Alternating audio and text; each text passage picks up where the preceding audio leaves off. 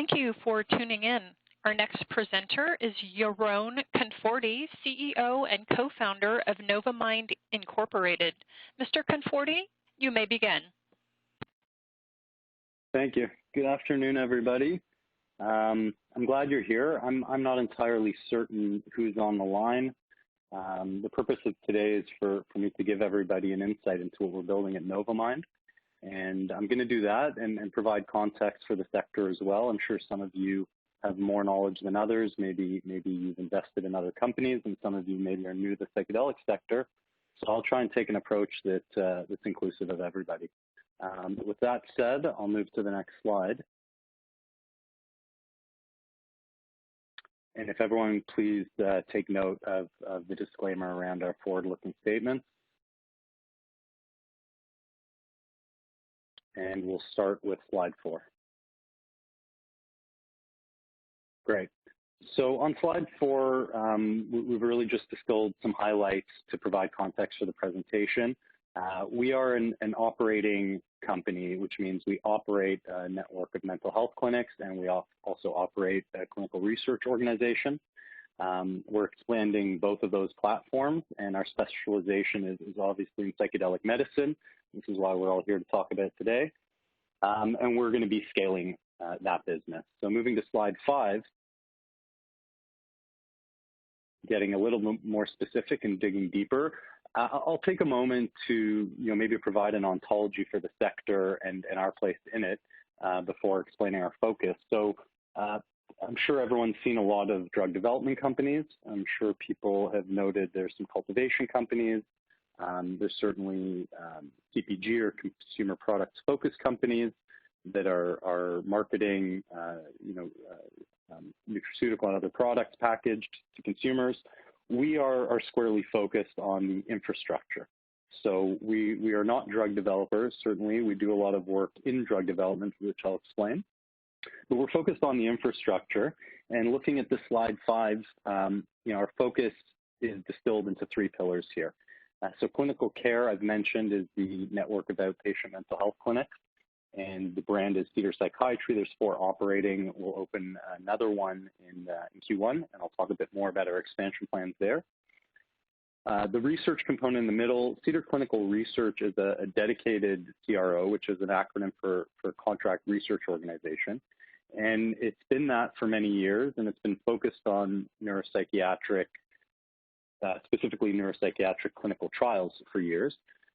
It's led by Dr. Reid Robison, who is our partner both in Cedar Psychiatry and Cedar Clinical Research, and I'll be speaking more about him and his track record, which really forms the basis of Cedar Clinical Research and portends for what we're going to build on that. And the last pillar you see there is our retreat network. We've made a large investment. Some of you might note a group called the Synthesis Institute, and that's in the Netherlands. And we've also established, at an early stage at least, during COVID, a retreat operation in Costa Rica. So I'll talk a bit more about that later again, but obviously that's a side of our business that was more active before COVID. We expect we'll reactivate when the world normalizes, but we'll spend the bulk of this presentation talking about the clinical care and research component. So moving along to the next slide.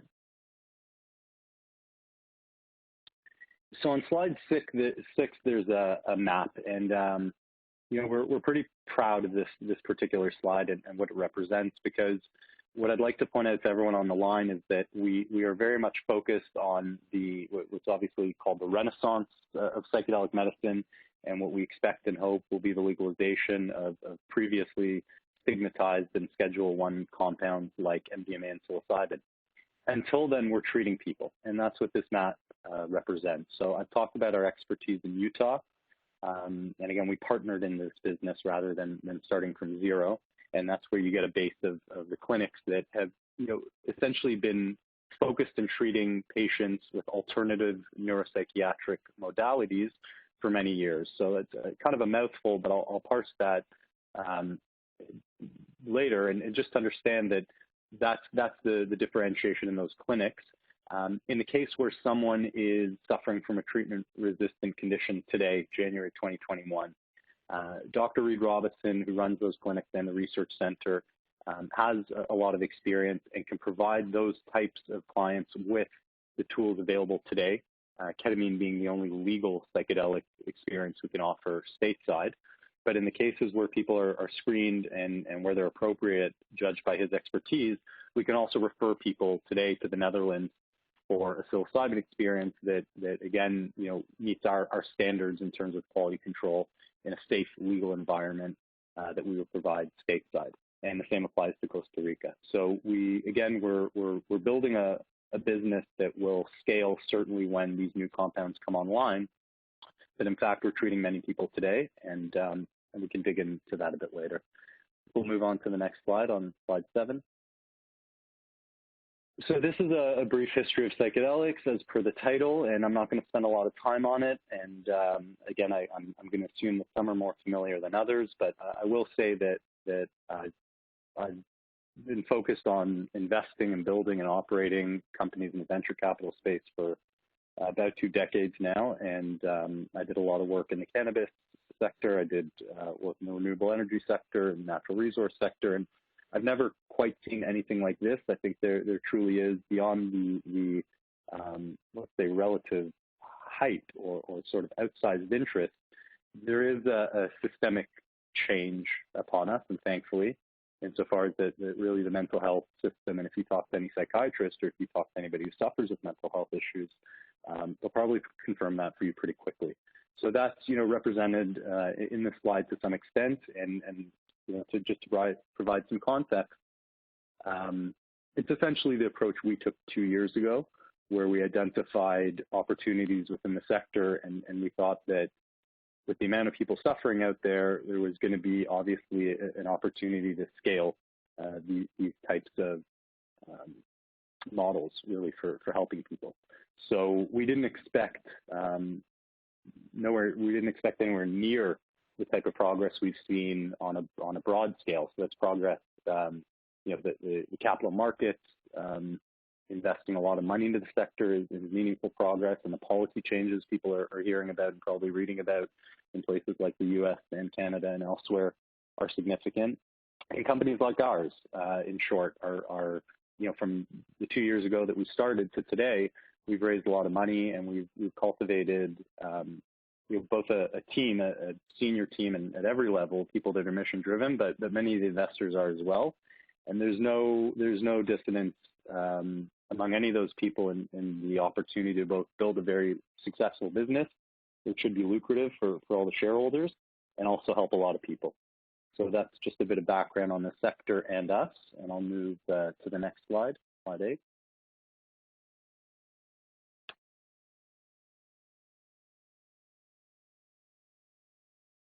So slide 8 gives you a little bit more, and I'm not going to speak much more about that, and I think it adds to the context I just provided.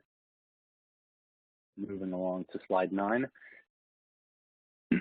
So the data that we looked at that I just referred to, and generally, I think for context for everyone to know some of what's on this slide, ketamine, I think a lot of people are familiar with, as well as MDMA and psilocybin. Spravato is the first fast-acting drug for depression, the first and only, okay, so the first on the planet. So prior to Spravato, if someone had an indication like suicidal ideation, there was no fast-acting remedy, and this is the first.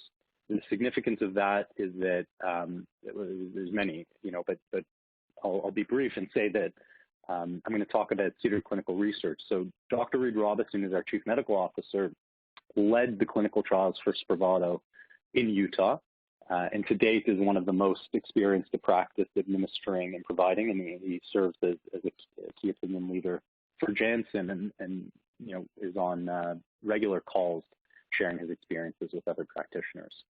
So it's an important drug, and there's a lot of drug development going on now. I think much of the capital markets, capital flows you've seen into drug development, and we have a way of participating in that without being drug developers, which I'll talk about shortly. So slide 10, we're getting into the details of our outpatient mental health clinic network. So Cedar Psychiatry is a brand. Again, it was founded by Dr. Robison. He's a psychiatrist and an MD, and also happens to be an MBA.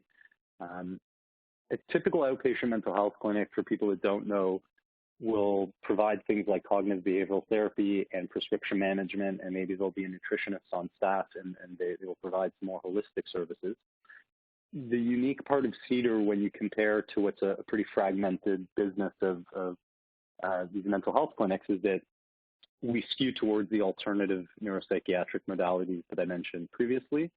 And those are things like TMS, which is transcranial magnetic stimulation, Spravato, which I just talked about, KAP, which is ketamine-assisted psychotherapy, which we specialize in and have in for years. And when those compounds come online, MDMA and psilocybin, we fully expect that we will be a trusted name with the expertise to facilitate those experiences. I'll remind everybody that those, the drug developers, and in some cases, there's some drugs being developed to, in fact, remove the hallucinogenic effects. But in many cases, these are not, in all cases, in fact, we should assume today that the psychedelic medicine providing the type of transformations and healing that we're seeing in the data today, these are not self-administered drugs. We feel fairly strongly, our understanding, they will be provided when legalized, provided by prescription. That prescription will require a person to have that treatment administered at a regulated facility, which includes the trained practitioners and the infrastructure, which we call set and setting. So this is the business of Cedar today, and a bit of insight into what it looks like going forward. And we have a pipeline that we're looking at, both M&A and organically, where we can set up new clinics, both locally within Utah and in other jurisdictions. I'll move to the next slide.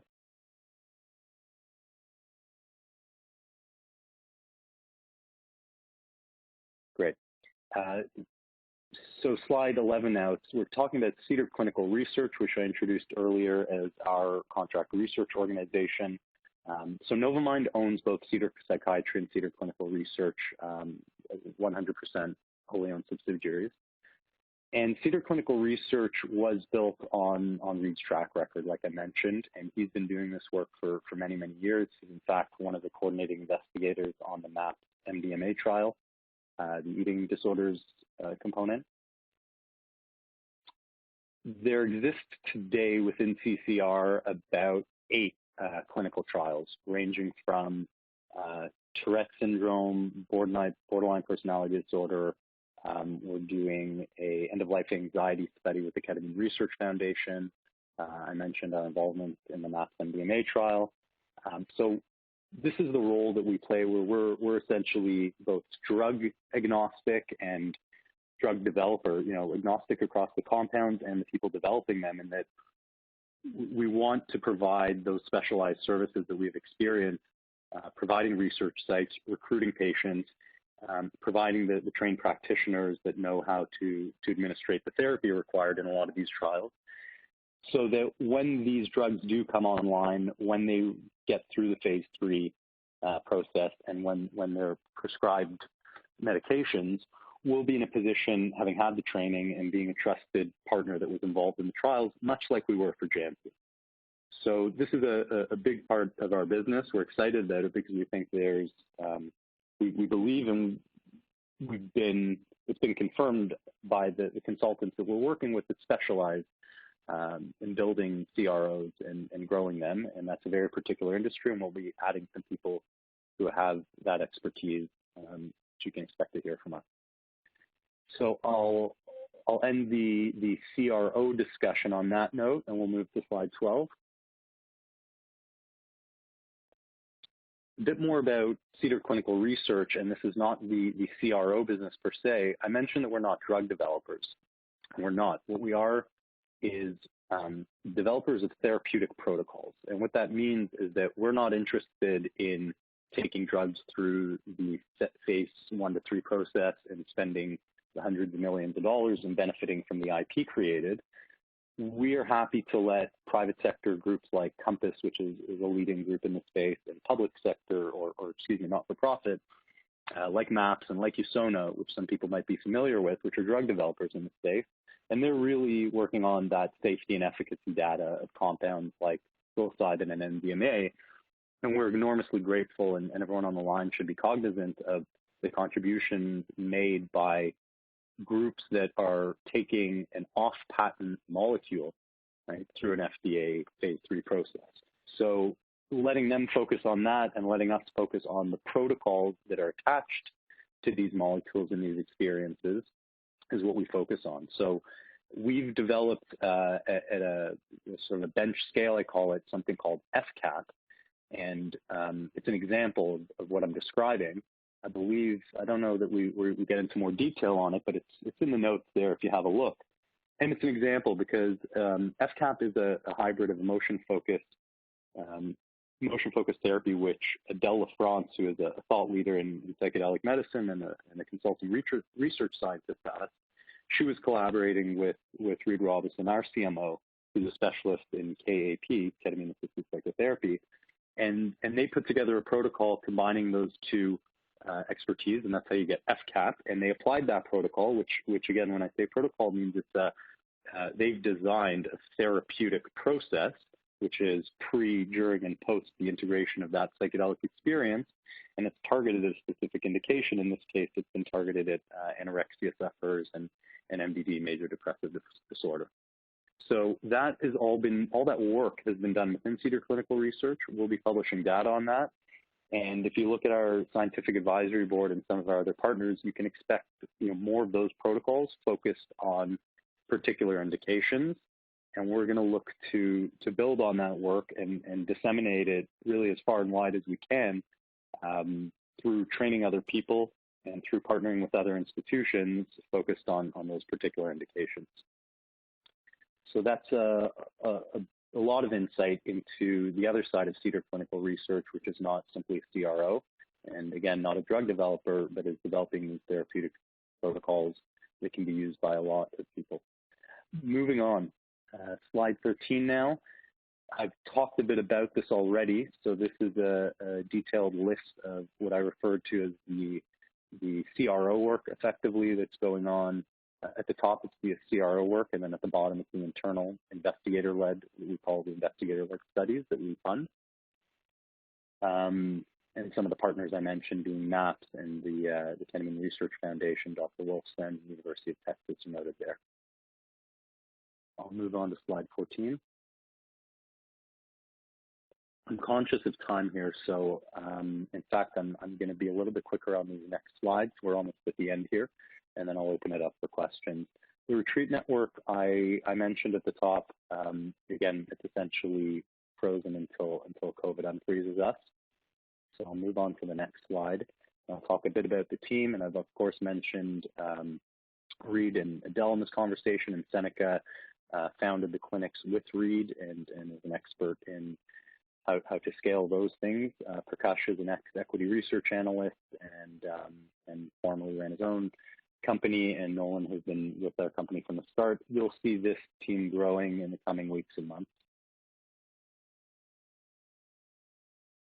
Our scientific advisory board, again, they're specifically involved in our work at CCR, and you'll be hearing more about this. I've alluded to some of those areas of expertise.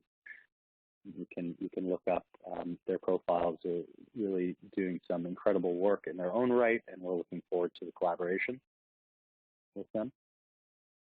Our board of directors, Chuck Rafici is a well-known name in cannabis and maybe well-known to some on this call.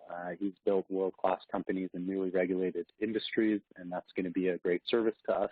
Shirley Weinreb and Jesse Kaplan are my co-founders, and Reid is also a director of the company and our CMO. And I've been building businesses with Jesse and Shirley for a long time. So we have a track record for our work, and you're welcome to look into that. On the next slide, it's an investment portfolio where we've made select investments over the last couple of years. We are not an investment company. Our intention is not to keep making these investments, but we're very happy with how they worked out. They've also, we've had the benefit of providing us with access to some of the leading thinkers in the space in collaboration with those people. So you'll certainly, as a public company, will be announcing any monetization events, but we don't expect to make any other investments outside of strategic investments going forward. On slide 19, it's a comparable companies list that I won't speak to, and it's dated as of January 5th.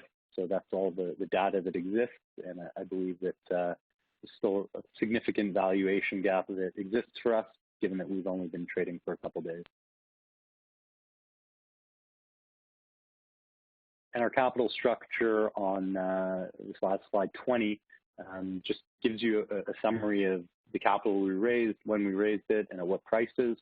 So, happy if you want to reach out to anybody at our company, we can walk through some of these things with you, but you'll also find a lot of it in our public disclosure, as we are now a public company.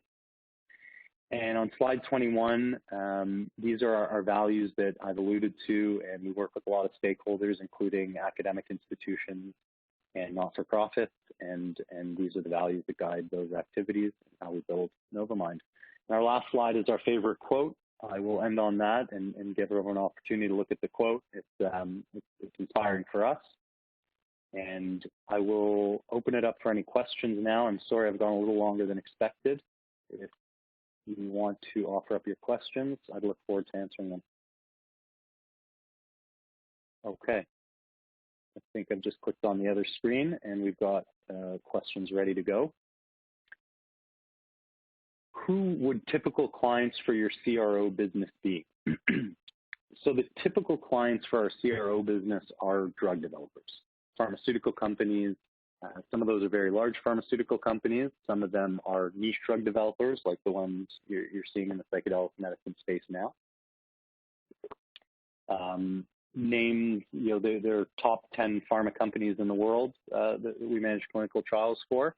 And there's much smaller companies. So there is no typical per se or average. There's a median there, but they all come to us for the same services, and that is whether it's phase 1 to phase 4, it's assistance recruiting and executing and collecting data for their clinical trial. Next question I'm seeing.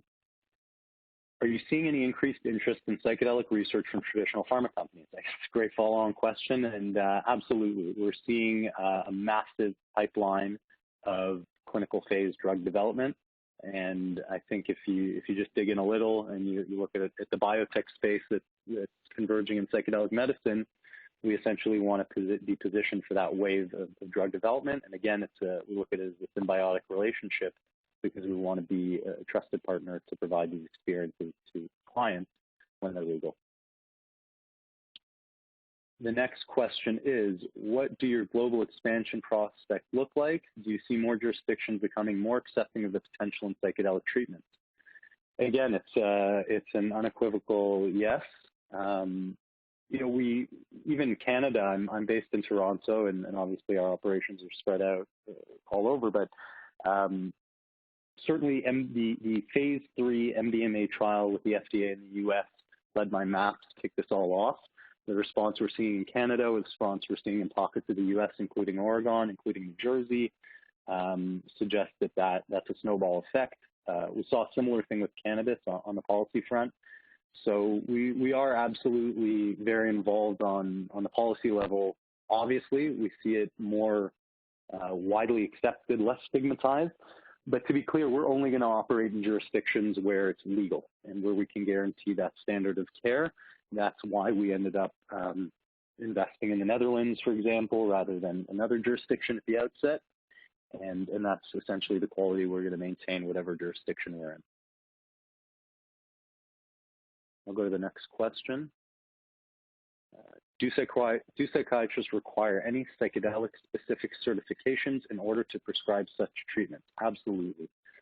This is what's known as a major, if not the major, bottleneck issue we have in the sector, in that you need very specially trained practitioners, and getting that training, both the theory and, of course, the practical, is difficult. So in short, it's understood that there needs to be an army of trained therapists and thousands of clinics like ours in the future to serve all the people that are going to access these treatments. So we certainly believe that because Reed has been a known thought leader and a clinician and a clinical researcher, which is a unique thing to do both the clinical practice and the clinical research in psychedelic medicine, we think we have a pretty good stat on that. I'll move to another question. I think we have a couple more minutes. Maybe I'll do one more. What does your competitive landscape look like? Are there any comps for Novamind? So great. I don't want to ignore any of the hard questions. Not hard, but digging in, and I'm glad people are. There is a competitive landscape, and I think this industry has moved very, very quickly. So I gave that ontology earlier, where clearly we're not drug developers and we're not cultivators or CPG producers. So within the clinic space, there's a couple of competitors. I think we're invested in some of them. In fact, if you look at our investment portfolio and really supportive of everybody that's moving the space forward, we really don't come from a place of scarcity. But when we look at that field, we have been and will continue to operate providing that spectrum of mental health services. And when those new compounds come online, we'll add them. So we really aren't starting from zero. And if someone with a mental health struggle arrives at one of our mental health clinics, we don't want to be in a situation where we're only offering ketamine, and if it's not the appropriate compound or modality for them, then we can't serve them. So we do an assessment, and it's a pretty holistic approach, and the idea is to match the right treatment with the right people. And again, in very special cases, even today, we can refer them to legal psilocybin treatment. So that's where I'll end. I want to thank everybody for their time, and really we're very happy to engage with anybody who wants to reach out and talk more at any time. So thanks a lot for your time. And that concludes this webcast. Thank you.